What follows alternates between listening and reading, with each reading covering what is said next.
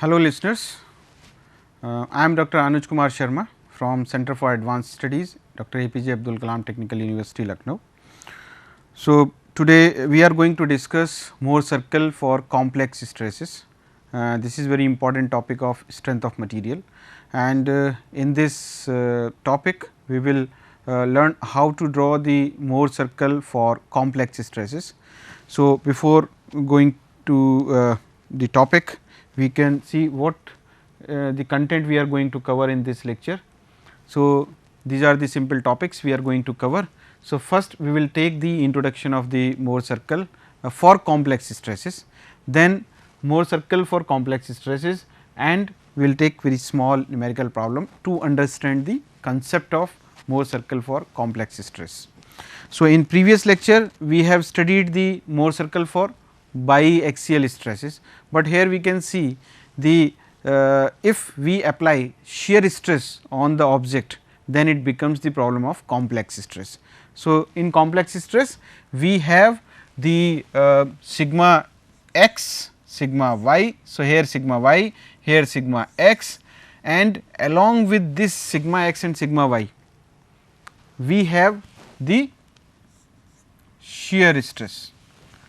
So, this we are able to see 4 shear stresses here. So, we have already discussed, or we know at this moment of time the concept of complementary shear stresses that we have already discussed in previous lectures.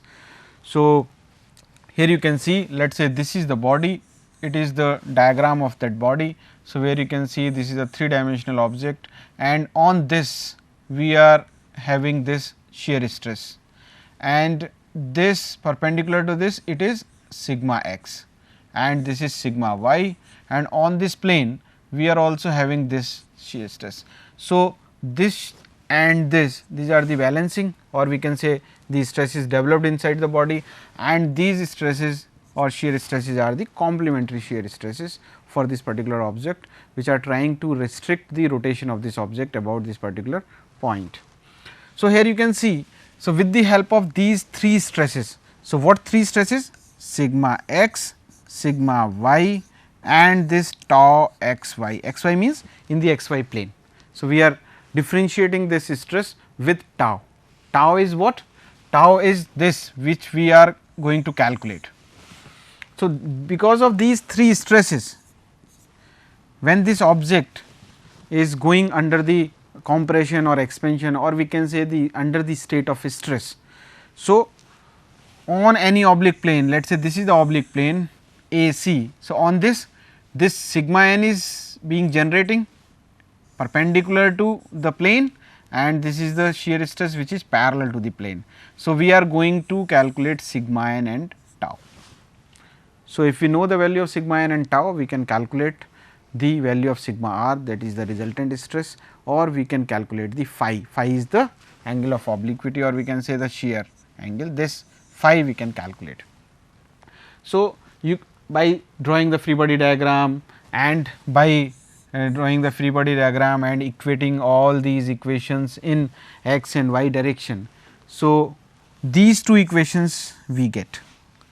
So, these are the empirical formula, or we can say the numerical formulae, or we can say the formula by which, by putting the value of the sigma x and sigma y and theta, we can get the value of sigma n and tau. But let us say there must be some method like Mohr circle for biaxial stresses. We draw the Mohr circle and calculate or measure the values, and then convert those values into the numerical value of stresses. So, similarly we also have the Mohr circle here for complex stresses. So, these 3 stresses together, when this body is subjected to these 3 stresses, the condition is known as the complex stress condition, and we get the object subjected to these 3 stresses. And if we try to solve this problem by drawing the Mohr circle, then that topic will become Mohr circle for complex stresses. So, in the next slide we will see this is the Mohr circle for complex stress. So, these 2 equations we have derived through the numerical method. Then if by putting these value or by rearranging the equations like sigma n is equal to sigma x plus sigma y by 2 half sigma y minus sigma x cos 2 theta and tau x y sin 2 theta. So, let us say if we want to rearrange, so what we can do, I can write one simple equation sigma n minus sigma x plus sigma y by 2. This what we have done, we have taken this to this side and on that side what has remained. So, on that side, so this term plus this term on the right side. Similarly, for this the right time side term is what? This is the right side term. So, you can see the similarity between these two terms. So, only the difference is cos 2 theta here, here we have cos 2 theta. So, just in the cross we can have. So, what we can do, we can rearrange this term here and we can square this. So, what we have got? We have got this. So, this is the square plus on this side tau. So, tau square is equal to. So, when we solved this, so this is the, let us say A and this is B, let us say this is A dash and this is B dash. So, it will become A plus B whole square plus A minus B whole square. So, when you will open this bracket, what you will get? You will get this A square plus B square. So, this is the term you will get. So, this has come to simplicity. Now, we can rearrange this term also. So, what they have done? They have taken 2 out of this bracket. So, it will become 4 and sigma y minus sigma x ka whole square plus 4. So, this has come to the numerator also. So, that is 4. So, this is the relation we got after simplification. So, when we compare this equation with the equation of a circle, so what we got? V x minus x square plus y square is equal to what we know? This is the radius square. So, in this x comma 0, that would be the center, or we can say the center coordinates of the center of the circle, and this r would be the radius of the circle. So, here if you will compare this with this equation, you will get x is this, y is 0. So, this is the coordinate of the center of this circle and the radius of this is how much? This is the radius. So, it means if we know the sigma y, sigma x and tau x y, then we can calculate the value of radius of that circle and the center, the location of the center of the circle numerically, but this way we do not want to go. So, just I wanted to show you that using this equation what we have derived in the previous lectures or in the topics just previous to this topic, complex stresses. So, we know that these are the formulae, and by rearranging these formulae we can get the equation of the circle. So, that is why if we are getting the equation of a circle, इसका मतलब ये है कि कहीं ना कहीं circle इससे जुड़ा हुआ है, और अगर हम इन सारी वैल्यूज़ को इस तरीके से ड्रॉ करें, so we can get a circle, और सर्कल की फॉर्म में ये सारी वैल्यूज़ हमको मिल सकती हैं. तो that's why it was an idea by the Mohr's to draw a circle. So he developed a method and that method is known as the Mohr's circle method to determine the stresses. So, it is purely geometrical method in which we draw the geometry and we measure the things and get the results. So, if we see the construction of this Mohr circle for complex stress, so we can see sigma y is greater than sigma x. So, let us assume one case. So, there may be different cases, sigma x may be greater than sigma y, they may be like means sigma x and sigma y दोनों का nature same है, मतलब दोनों tensile हैं या दोनों compressive हैं. ऐसा भी हो सकता है कि अनलाइक है मीन्स सिग्मा एक्स कॉम्प्रेसिव है, सिग्मा वाई टेंसाइल है, या सिग्मा वाई कॉम्प्रेसिव है, सिग्मा एक्स टेंसाइल है. So maybe different situation. So if we know to draw the Mohr circle for a single situation, logics would remain same, and we can draw the circle for different situations, right. So, here we can see. So, this is the object, on which many stresses are being induced, like sigma x in this direction, sigma x, sigma y, and we can see this is the tau x y. So, this condition is the positive on y side, because it is rotating this object in the clockwise direction. So, likewise we have to assume some sign conventions that we have already assumed previously also. So, we should try to know कि how this circle can be drawn for complex stresses. तो जो कुछ methods up to certain stage it is same, but इसमें एक additional चीज़ आती है जो हम बाईएक्सियल स्ट्रेसेस के अलावा इसमें एक शेयर स्ट्रेस वाला कंपोनेंट एक्स्ट्रा आता है. तो ये जो टाउ एक्स वाई है ये टर्म एक्स्ट्रा है, इसी को ड्रॉ करके हमको एक प्लेन निकालना है. Otherwise rest of the method will remain same as what we have already discussed in the previous lecture. So, here you can see the first we see the coordinate system. So, where first of all we locate the origin, then if we know the sigma y is greater than sigma x, इसका मतलब sigma यहाँ से सबसे पहले whatever जो भी आपने scale लिया उसके हिसाब से कुछ दूरी आपने कन्वर्ट की sigma y. तो सबसे पहले आपने यहाँ से sigma x वो हम लोगों ने ये मेज़र किया sigma x, फिर यहीं से ओरिजिन से हम लोगों ने सिग्मा y मेज़र किया. So that sigma y this, so यहाँ से यहाँ तक सिग्मा x और यहाँ से अगर हम चलें यहाँ तक सिग्मा y, ये ड्रॉ किया. उसके बाद what we did, we have to see, we have to bisect this, जैसे हम लोग पहले करते थे. तो इसको, इस दूरी को हम लोगों ने बाइसेक्ट करने के बाद एक सेंटर बनाया. अब ये जो सेंटर से यहाँ तक की जो दूरी है, राइट, इसके बाद सेंटर से अगर हम देखेंगे तो ये वाला एक्स एक्सिस है, सिग्मा एक्स हमने ड्रॉ कर दिया, सिग्मा वाई ड्रॉ कर दिया, सेंटर हम लोगों ने इसको बाइसेक्ट करके निकाला. नाउ अब हमको जहाँ पे ये दूरी है, ये वाली दूरी है, जहाँ पे ये हमको पॉइंट मिला है, यहाँ से हमको शेयर स्ट्रेस भी ड्रॉ करनी है. अब यहाँ पे देखते हैं कि सिग्मा एक्स वाले प्लेन पे, मतलब सिग्मा वाई वाला जो प्लेन है उस पे ये पॉजिटिव है. तो जो सिग्मा वाई वाला हमारा जो पॉइंट कौन सा है, ये वाला है.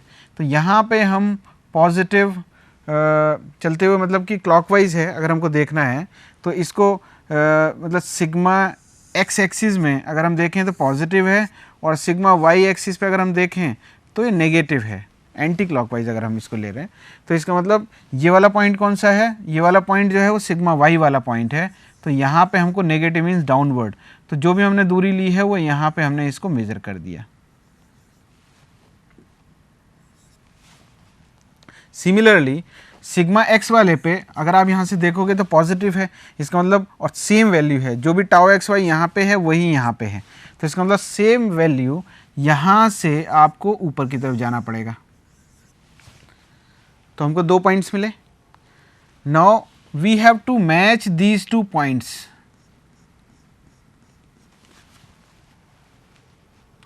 So now this is the reference axis. Now in previous case tau was 0. If tau will become 0, tau xy will become 0. So this point will move to this location and this point will move to this location. तो बाईएक्सियल stresses में ये horizontal line रहती है, और shear stress वाले में, मतलब complex stress के केस में ये थोड़ा इंक्लाइंड होती है depending upon the values of this. तो हमको एक ये पॉइंट मिला, एक ये पॉइंट मिला, इनको मिलाया. अब इस दूरी को रेडियस मानते हुए एक सर्कल ड्रॉ कर दीजिए. तो जो सर्कल मिलेगा that circle would be the Mohr circle for complex stresses. Now measurement के फिर वही तरीके हैं. तो अब यहाँ से आप इस वाले प्लेन से कितना एंगल चलना है हमको, 2 थीटा, एंटी क्लॉकवाइज डायरेक्शन में 2 थीटा. तो हमको एक प्लेन मिलेगा, this plane is the oblique plane.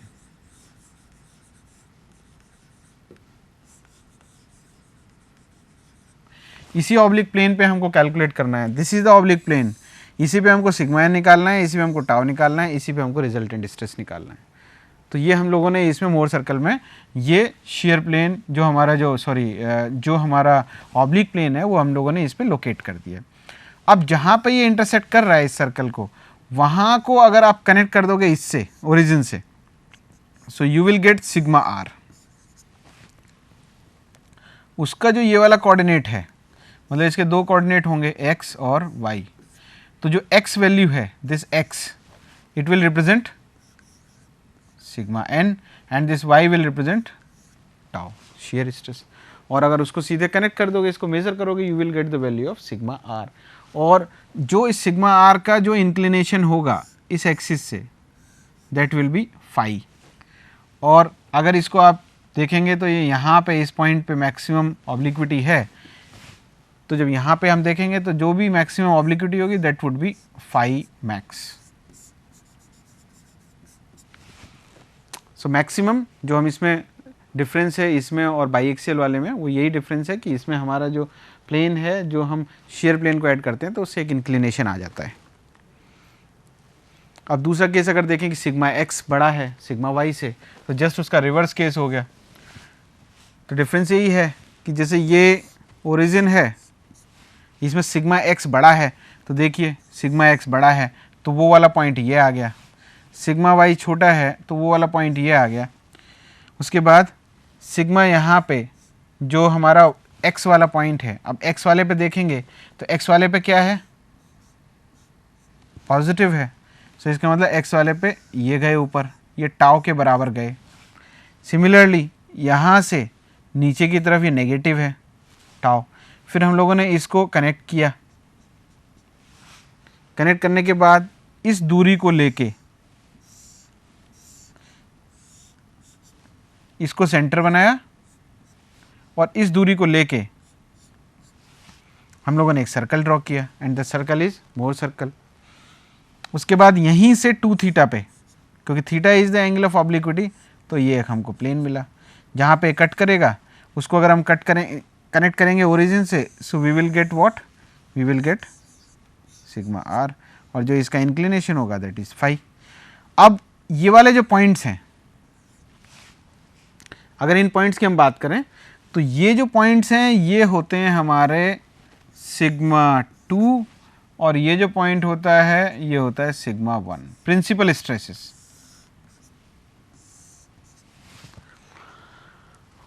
तो ये हमारी वैल्यूज, ये आप मेजर कर सकते हैं। सो directly you will get the sigma 1 and sigma 2। तो प्रिंसिपल स्ट्रेसेस की जो बात करते हैं, तो principal stresses we can get directly from this point. तीसरा केस अगर हम देखें, sigma X is compressive and sigma is tensile, मतलब अनलाइक स्ट्रेसेस की हम बात कर रहे हैं। तो अगर हम अनलाइक स्ट्रेसेस की बात करें तो इसका मतलब दोनों में से एक पॉजिटिव है एक नेगेटिव। तो सिग्मा एक्स क्या हो गया यहाँ पे, sigma X is negative and sigma Y is positive. तो वो यहाँ पे हम देख सकते हैं, सबसे पहले हम लोगों ने ओरिजिन बनाया, so this is the X and Y, so this is the origin. ये कोऑर्डिनेट सिस्टम बना लेते हैं। उसके बाद हमने देखा कि सिग्मा एक्स इज कॉम्प्रेसिव, और इस डायग्राम को देख के लग रहा है कि सिग्मा एक्स की वैल्यू कम है, सिग्मा वाई की वैल्यू ज़्यादा है। तो इधर की तरफ जाएंगे तो ये हमारा टेंसाइल है, पॉजिटिव है, बड़ी वैल्यू, न्यूमेरिकल वैल्यू भी ज़्यादा है और पॉजिटिव है। सिग्मा एक्स की न्यूमेरिकल वैल्यू कम है और ये नेगेटिव है, कॉम्प्रेसिव है। हमने इनके पॉइंट्स बनाए। अब इसके बाद हम देखते हैं कि सिग्मा एक्स वाले पॉइंट पे पॉजिटिव है शियर स्ट्रेस या नेगेटिव है। तो यहाँ पे हम देखते हैं कि ये डायमेंशन ऐसे है। अगर ये डायमेंशन ऐसे होती, ये का भी एरो आप चेंज करेंगे तो इनके सबके एरो चेंज आएंगे। ये एंटी क्लॉकवाइज जाएगा तो ये क्लॉकवाइज जाएगा। तो यहाँ पे आप देखेंगे तो ये हमारा नेगेटिव लिया, अगर हमने इसको पॉजिटिव लिया है then it will become negative. और यहाँ पे सिग्मा वाई पे अगर हमने इसको नेगेटिव ले रखा है तो it will become positive. So it depends upon our sign convention, जो भी हम लेना चाहें। इसको रिवर्स भी कर सकते हैं, तो जो भी ऑटोमेटिकली लास्ट में आंसर आएगा उससे हम लोग देख सकते हैं कि उसकी वैल्यू एक्चुअली क्या है, नेगेटिव पॉजिटिव। वो तो हम एज्यूम करते हैं कि वो हमारा ये नेगेटिव, अगर एंटी क्लॉकवाइज को हम पॉजिटिव ले रहे हैं तो क्लॉकवाइज विल बिकम नेगेटिव, और अगर हम क्लॉकवाइज को पॉजिटिव ले रहे हैं तो anti clockwise will become negative. Sign convention depends upon our assumptions. उसके बाद यहाँ से देख रहे हैं ये पॉजिटिव है तो एक्स पे, ये सॉरी वाई पे पॉजिटिव है, अगर यहाँ पे देखा है तो x वाले पे हम लोगों ने पॉजिटिव देखा, दिस इज़ अ x, और जो y वाला पॉइंट है ये वाला उस पे नेगेटिव है, y वाले पे नेगेटिव है, तो इसलिए हमने इसको नीचे, तो जहाँ पे भी ये आएगा ये वाला पॉइंट और ये वाला पॉइंट, इन दोनों पॉइंट को मैच कर दीजिए तो एक हमको डायगोनल मिलेगा।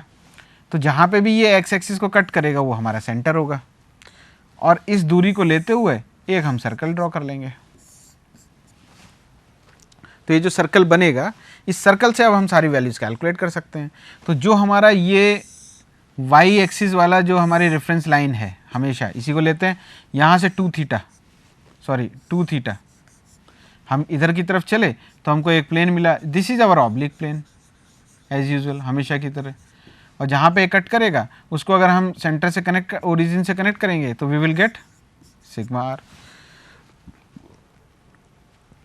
और जो उस पर एंगल होगा ये वाला, that would be phi. So like this we can get the different values corresponding to this. अब अगर हमको सिग्मा 1 सिग्मा 2 निकालना है तो इस ओरिजिन से ये वाली जो वैल्यू है, ये वाला पॉइंट, और इधर जो ये F C F sorry O F, तो ये वाला जो पॉइंट है ये हमारा सिग्मा 2 हो गया, और ये वाली जो दूरी है ये हमारा सिग्मा 1 हो गया। So like this we can calculate the principal stresses sigma 1 and sigma 2। Similarly अगर इसको रिवर्स कर देते हैं तो भी हमको यही मिलेगा, बस हम लोगों ने यहाँ पे क्या किया है कि सिग्मा वाई नेगेटिव है एंड सिग्मा एक्स पॉजिटिव है। तो सिग्मा वाई नेगेटिव है, तो अगर हम यहाँ पे ओरिजिन देखते हैं तो आप इधर देख लीजिए, सिग्मा वाई ये है ये वाला दूरी, और सिग्मा एक्स ये वाली दूरी, वो पॉजिटिव है, बड़ी भी है तो छोटी भी हो सकती है, it depends upon the numerical value. यहाँ से टाउ ऊपर, क्योंकि ये जो हमारा सिग्मा एक्स है, सिग्मा एक्स पे पॉजिटिव है तो ये ऊपर की तरफ जाएगी, और यहाँ पे ये नीचे की तरफ ड्रॉप होगा परपेंडिकुलर, जहाँ पे ये पॉइंट्स होंगे दोनों, इन दोनों पॉइंट्स को मीट आउट करिए, कनेक्ट करिए, जिस जगह ये कट करेंगी वो सेंटर होगा, सेंटर से ये वाली दूरी को लेके इसको आप सर्कल ड्रॉ कर लीजिए प्रीवियस केस की तरह, और फिर सारी डायमेंशंस मेज़र कर लीजिए जैसे हम लोग पहले वाले केस में मेज़र किए। तो इस तरीके से हम लोग Mohr circle for complex stresses draw कर सकते हैं। ये कुछ स्पेसिफिक कंडीशंस हैं कि अगर सिग्मा वाई और टाउ एक्स 0 हो जाएगा, तो हम यहाँ पे देख रहे हैं सिग्मा एक्स और टाउ अगर 0 हो गया है, सिग्मा वाई 0 हो गया है, तो परफेक्टली जो ओरिजिन है वहाँ से दूसरी वैल्यू 0 हो जाएगी और यही हमारी सिग्मा एक्स हो जाएगा। तो हमारा जो सेंटर होता है वो कितना होता है, sigma X plus sigma Y by 2, तो क्या हो जाएगा sigma X plus 0 by 2, so you will get sigma X by 2। तो that's why you are getting this centre. और इसके अलावा टाउ 0 है तो यही हमारा पॉइंट होगा, इसको लेके आप सर्कल ड्रॉ कर देंगे। तो similarly for this case, so these are the specific cases. अगर सिग्मा एक्स और सिग्मा वाई 0 के बराबर होंगे तो हमारा जो मेन जो कंपोनेंट होगा वो कौन सा होगा, ये वाला। तो इसको हम सेंटर मानते हुए और इसको रेडियस के बराबर मानते हुए इसको एक हम सर्कल ड्रॉ करेंगे, that would be the specific case. Let us take a simple numerical. So, draw the Mohr circle for the state of stress shown in the figure, determine the normal and shear stress on the plane AC. So, AC is the plane this, इस पे हमको calculate करना है, and the planes of maximum shear stress ये हमको calculate करना है, the resultant stress भी हमको कैलकुलेट करनी है, planes of maximum shear stress and principal stresses. It's very simple numerical, और just we let us take first the assumption 1 centimetre is equal to 20 mega pascal, और हम लोगों ने इनको कन्वर्ट कर लिया, जो 86 मेगा पास्कल है तो ये हमारा 4.3 सेंटीमीटर, ये 2 सेंटीमीटर, ये एजम्पशन लिया। उसके बाद ये हमने कोऑर्डिनेट सिस्टम से ये ओरिजिन और ये सारी वैल्यूज़ हमने ड्रॉ कर ली, यहाँ से ये x और ये सिग्मा y ये ड्रॉ किया, नेगेटिव है सिग्मा y, फिर ये हमारा नेगेटिव है, तो जो हमारा सिग्मा x वाला जो पॉइंट है, सिग्मा एक्स वाले पे हमारा पॉजिटिव गए ये पॉइंट, और ये वो कितना आएगा tau X Y is 47.5 mega pascal, उसको कन्वर्ट किया हम लोगों ने, सो इट केम 2.375 सेंटीमीटर। तो हम लोगों ने ये ड्रॉ किया, और हम लोगों ने ये एक प्लेन मिला जहाँ पे इंटरसेक्ट करेगा, ये सेंटर हो गया और हम लोगों ने इस दूरी को मानते हुए इसको हम एक सर्कल ड्रॉ कर लिया और वी गॉट ए सर्कल। उसके बाद अब हम लोगों को इस सर्कल से angle is how much 30 degree, तो यहाँ से 60 डिग्री पे हमको ये देखिए डॉटेड लाइन जो है ये हमको एम पॉइंट मिला। So this is the point which will give us the value of sigma N and tau. इसको हमने सीधे कनेक्ट किया ओरिजिन से, so this dotted line this will give us the sigma R. हमको calculate क्या करना है, we can measure this distance and we can convert it into the value which we want to have. So, sigma n, sigma r, sigma n you can directly measure this. तो tau we can हम लोगों को पता चला 3.9 centimetre, convert किया इतना आ गया, इसको 1.7 सेंटीमीटर कन्वर्ट किया इतना आ गया, because we multiplied by 20 multiplied by 20 उसको कन्वर्ट करना है। अब प्रिंसिपल प्लेन्स क्या होते हैं, प्रिंसिपल प्लेन्स मीन्स जो हमारा वैल्यू है PCG, आप इधर देखेंगे दिस दिस एंड दिस, तो यहां से यहां तक this would be the first, क्योंकि हमारी जो सिग्मा 1 कहाँ पे आ रही है, सिग्मा 1 ये है हमारी और ये हमारी सिग्मा 2 है, तो सिग्मा 1 इस पॉइंट पे आ रहा है, तो यहां से ये वाला जो एंगल है this will give us the first principal angle. Protractor रख के हम लोगों ने इसको मेजर किया, तो how much we got 143, so theta would be how much, half of this, so we could get the theta like this, and theta 2 we know already, we have proved कि after 90 degree if we are getting one horizontal, this is the oblique plane, this is the principal plane, the next principal plane would be perpendicular to this. So, similarly if we are getting this is the plane, first plane, so after 90 degree next principal plane would be there. Similarly if you want to calculate the maximum shear stress, so maximum shear stress would be 2 theta 1, we have calculated PCM. So, this and this. So, this angle would be, if we measure this angle, we got, after measuring this angle we got 60, means yeah, 60 is this one. So, we measured this angle came 53 degree, तो ये हमारा first share मिला और next share कहाँ पे होगा, इसके 90 degree after, so plus 90 degree add करेंगे, so this is the maximum, this is the plane where we will get the maximum shear stress. Now resultant stress we want to calculate, so we can measure what, we can measure this. So, this is what, this is OM, measure this, we measured this distance as 4.1 centimeter. So, by multiplying by 20, so we could got 82 megapascal. So, this is the resultant stress, and we were supposed to calculate the sigma 1 and sigma 2 principal stresses also. So, by this we measured the OG means from here to here, this is the sigma 1 and here to here it is sigma 2. So, by this we can calculate the sigma 1 and sigma 2. So, dear friends, this was all about the Mohr circle for complex stresses. So, now we are in position where we can calculate the stresses induced in any object or on any plane inside any object at any angle, where we want to calculate the sigma 1 and sigma 2 principal stresses we can calculate, the normal and shear stress we can calculate, the resultant stress we can calculate now. So, this was all about the Mohr circle. So, do practice at your home. Thank you for listening. Thank you so much.